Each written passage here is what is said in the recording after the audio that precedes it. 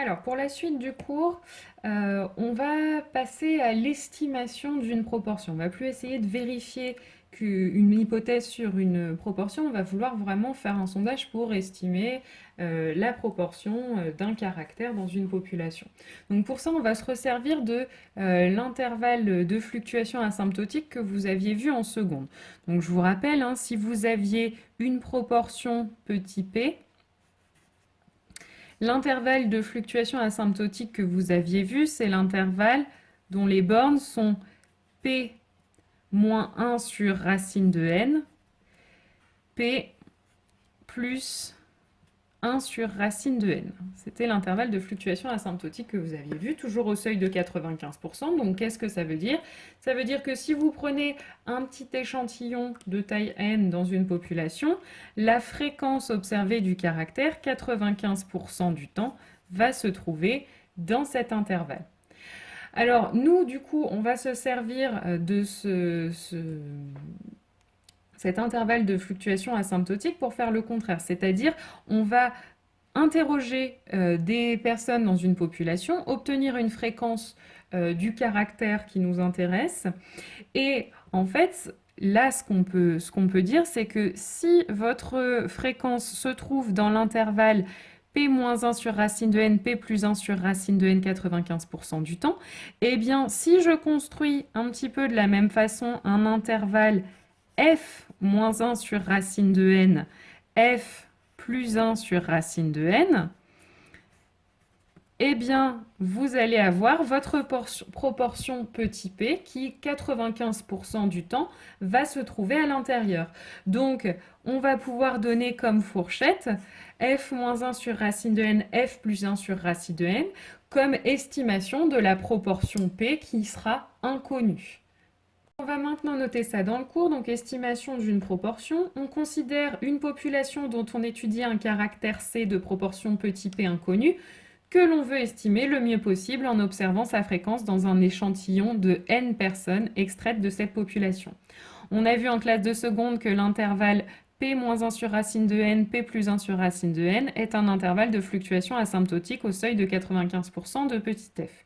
On en déduit alors que l'intervalle f-1 sur racine de n, f plus 1 sur racine de n contient, pour n assez grand, la proportion petit p avec une probabilité au moins égale à 0,95.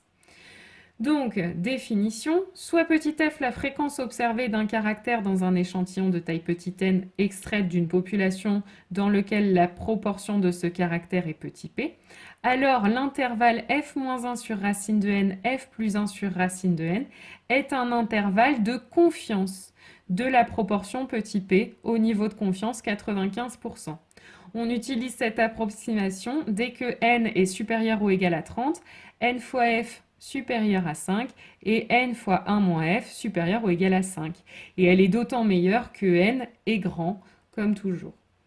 Alors, une petite remarque, on aurait pu se demander pourquoi est-ce qu'on n'utilise pas un intervalle de confiance qui ressemble plutôt à l'intervalle de fluctuation qu'on a vu avec la loi normale.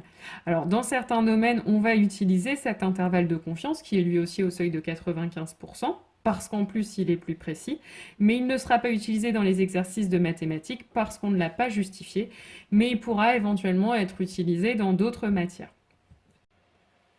Alors, un exemple pour voir un petit peu l'application de cet intervalle de confiance. Donc, deux candidats se présentent à une élection. Un sondage portant sur 900 personnes a donné 51,5% des suffrages au candidat A. Déterminer un intervalle de confiance au niveau 95% de la proportion petit p de personnes ayant voté pour A.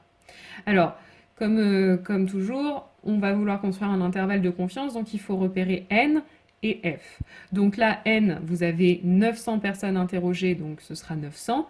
Et puis, la fréquence de personnes qui ont voté pour A dans le sondage, ce sera, donc ça correspond à nos 51,5%, donc ce sera 0,515. Donc, on vérifie maintenant que notre n et notre f vérifient bien les trois conditions d'application de l'intervalle de confiance. Donc, on a bien n qui est plus grand que 30. On a n fois f qui fait 463,5, c'est bien plus grand que 5. Et n fois 1 moins f qui fait 900 fois 0,485, donc c'est-à-dire 436,5, c'est bien plus grand que 5. Donc l'intervalle suivant est un intervalle de confiance de la proportion petit p, au niveau de confiance 95% bien sûr, et donc cet intervalle c'est f, 0,515, moins 1 sur racine de n, donc moins 1 sur racine de 900, et puis l'autre borne, même chose avec un plus, donc ça nous donne 0,481, 0,548. Donc ça nous dit en fait que dans la population totale, il y a entre 48,1% et 54,8% des gens qui vont voter pour le candidat A.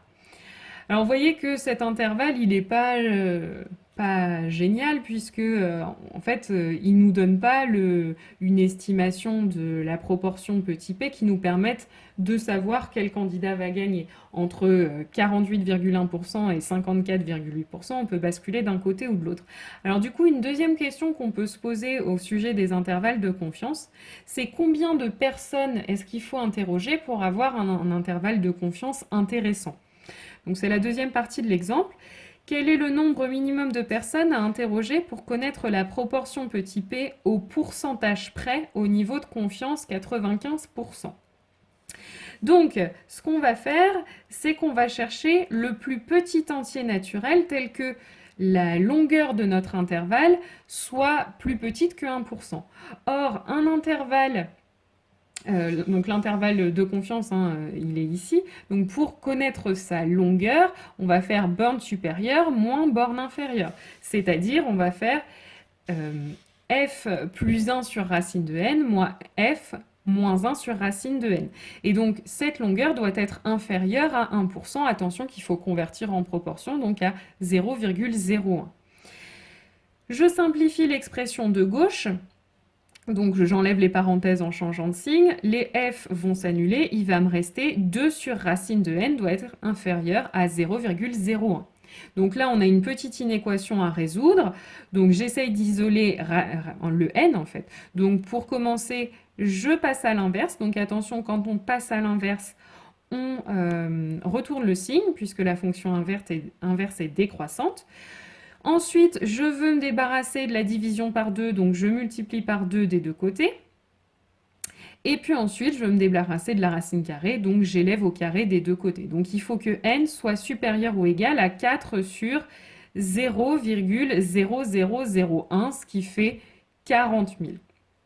Donc il faut interroger 40 000 personnes pour avoir une estimation de la proportion P au pourcentage près au niveau de confiance 95%.